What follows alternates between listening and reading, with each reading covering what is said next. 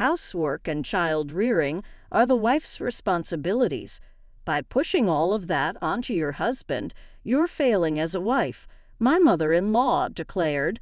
Unable to accept that her son was involved in household chores and parenting, she added, "Don't forget how your life is being supported. It's thanks to your husband that this household runs smoothly. Aren't you lacking in gratitude?" The other day, she even remarked, "I did the laundry. I'm not just a helper around the house." My husband remained silent, never once defending me. Instead, he warned, "If I ever wanted a divorce, you and our daughter wouldn't manage on your own. Understand that?" Feeling harshly criticized and belittled by both my husband and mother-in-law, I reached my breaking point. I'm Katie, a 30-year-old office worker. I met my husband, Gary, in college, and we started dating soon after. As we both transitioned into working adults, marriage seemed like the natural next step. Shortly after our wedding, our daughter was born, and I changed jobs due to the irregular hours at my previous one. Now I work full-time with fewer overtime demands. What I didn't realize before getting married was that my husband had a strong attachment to his mother. He consulted her on almost every decision. When we were searching for a new house, I was surprised to find that he brought his mother along to viewings. "This apartment is spacious and well located, easy for shopping. Why not choose this one?" she suggested. "What do you think, Mom? Is this place good?" he asked, valuing her opinion over mine. When she commented that the sunlight might not be ideal and that perhaps we should consider another place, he readily agreed. Our decisions as a couple were constantly overshadowed by her preferences. Eventually, we settled on a place that she approved of, which I also liked, but the entire process left me feeling uneasy. The same pattern occurred when choosing furniture and appliances. My mother-in-law always accompanied us. I hinted to my husband that we should make these decisions on our own, hoping to establish some independence as a couple.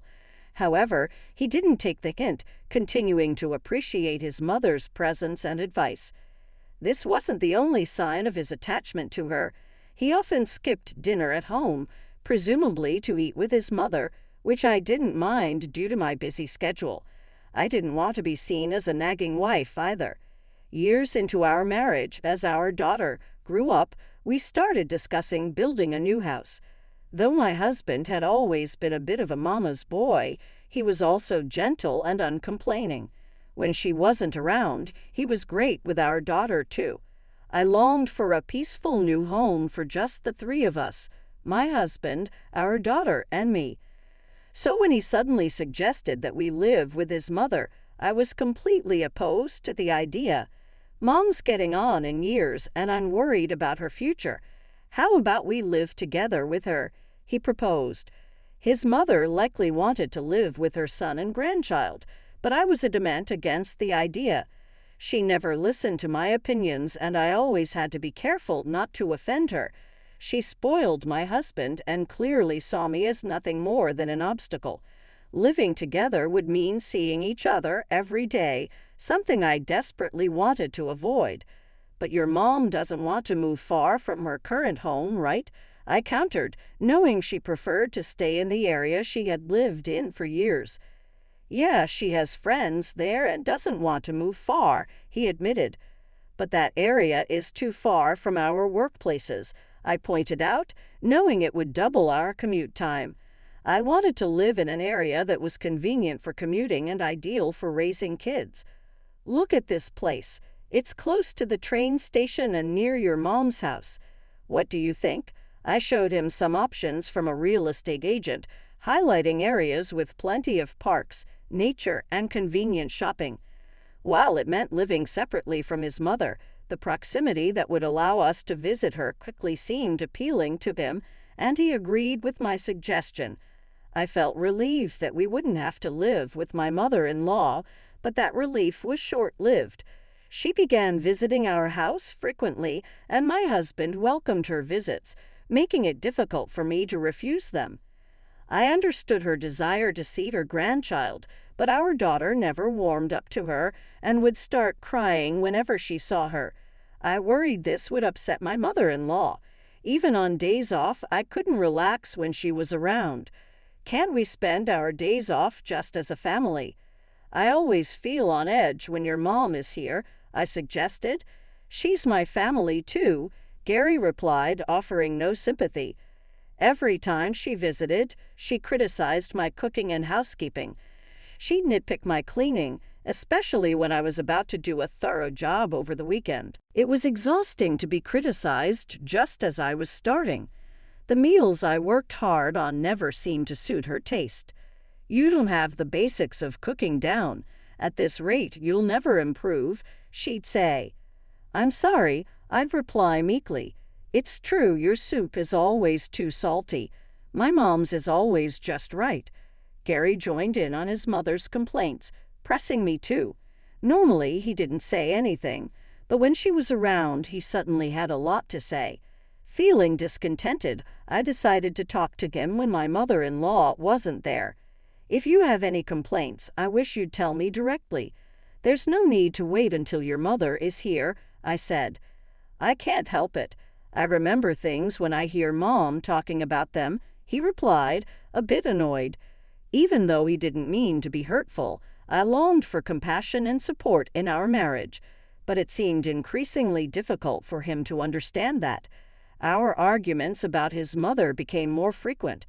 Around the time our daughter started first grade, I received news from my mother that my father's health was declining. Caring for him alone had become too much for her at her age, so I decided to adjust my work schedule to help with his care daily. Because of this, Gary began taking on more responsibility for our daughter. She was becoming more independent, helping around the house and understanding of my situation. I was so grateful for her. One day, my mother-in-law came over, furious, accusing me of leaving all the child care to Gary. I'm sorry, but my father is really unwell and my mother is elderly. I really need to be there for them, I explained, hoping she would understand. I believe families should help each other in tough times. But my mother-in-law didn't see it that way. Housework and child care are a wife's job. Dumping it all on Gary? What are you thinking? If you want to care for your parents, you should still manage everything else. That's the least you can do, she scolded. I couldn't argue back. She couldn't accept her son doing housework and child care. Think about it. How is your life supported? It's all thanks to Gary. Don't forget that and be more grateful, she continued. Despite my own income, she insisted it was all my husband's doing. He didn't defend me once while she was scolding me. The other day, I even had to do the laundry. I'm not just a helper around here, he added, as if to reinforce her point. I had been so busy with work and caring for my parents that there were times I couldn't manage everything. I asked him for help, and while he helped without a word, it became clear he was harboring resentment. His remarks seemed aimed at escalating his mother's anger, and his attitude grew stricter as I continued juggling housework, child care, and caring for my parents. I want to do my part with the chores, but sometimes it's just too difficult, and I need your help. Even if you can't take care of our child, at least take care of your own things, like tidying up after yourself, I pleaded. What are you saying? Protecting the home is a wife's duty. Why should I have to do it? Are you trying to push your chores onto me? He retorted, dismissing my pleas for cooperation. No matter what I said, he wouldn't understand. Stop talking big when you don't even make as much money as I do. If I say I want a divorce and it really happens, you do realize you and our daughter won't be able to live on your own, right? He added, his words cutting deep. I couldn't deny it. My income had decreased since I changed jobs, and now it was less than Gary's. I had chosen a position with fewer overtime hours rather than a higher salary.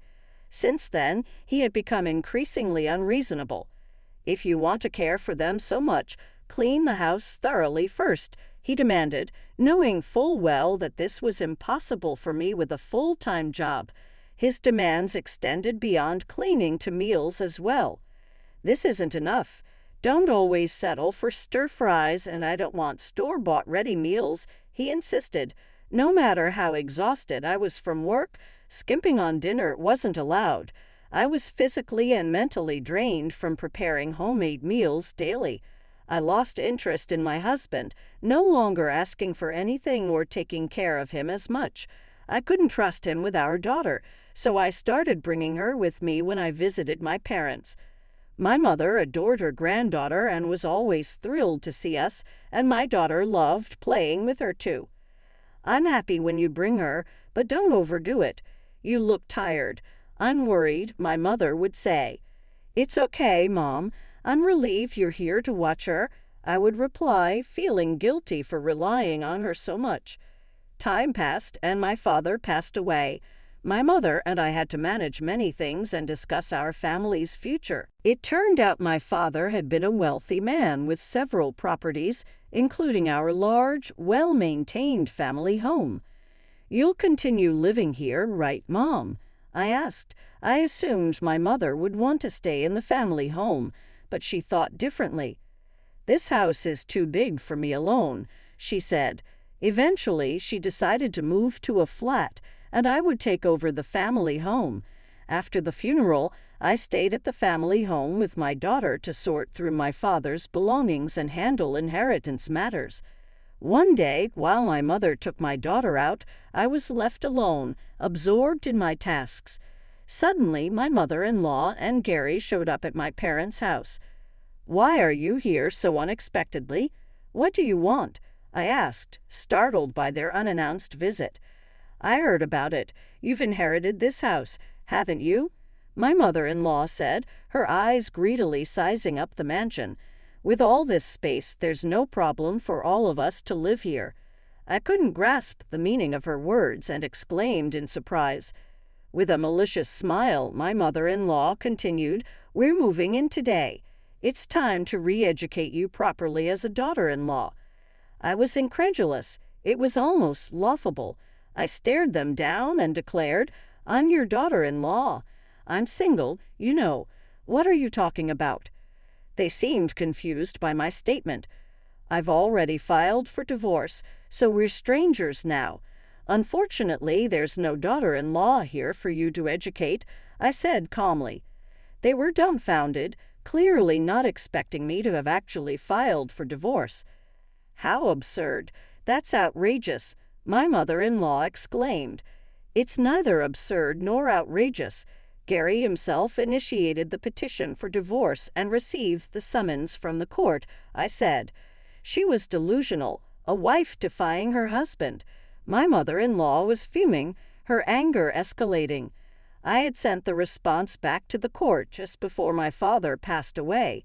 My husband had been no help during my father's illness and had only made things harder for me. My love for him had long since withered, so I agreed to the divorce by sending the papers back to the court, making his threat a reality.